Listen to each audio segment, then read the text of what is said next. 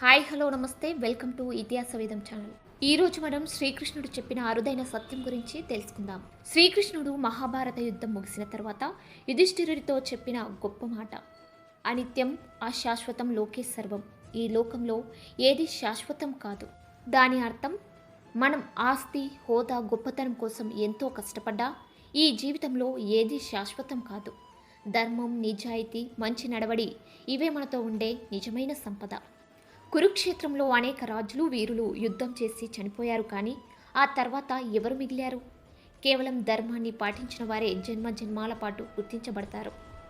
శ్రీకృష్ణుడు ధృతరాష్ట్రుడిని, గాంధారిని చూస్తూ ఈ మాట చెప్పాడు. నీ 100 మంది పిల్లలు ఉన్నారు, కానీ ఒక్కరు మిగల్లేదు. ఎందుకంటే అధర్మం ఎప్పటికీ నిలబడదు. అదే సమయంలో యుధిష్ఠిరుడు ధర్మాన్ని నమ్మినందుకు రాజ్యాన్ని తిరిగి పొందాడు. ఈ సందేశం నుంచి మనం గ్రహించాల్సింది ఏమిటంటే, ధనము, శక్తి, అహంకారము ఏది శాశ్వతం కాదు. నీ బుద్ధి, నీ కర్మ, నీ నిజాయితీ ఇవే అసలు సక్సెస్. వీడియో నచ్చిందా? మరిన్ని ఇలాంటి ఇంట్రెస్టింగ్ టాపిక్స్ కోసం మన ఇతిహాస వేదం ఛానల్ని సబ్స్క్రైబ్ చేయండి. మీ ఫ్రెండ్స్ అండ్ ఫ్యామిలీకి షేర్ చేయండి, కామెంట్ చేయండి.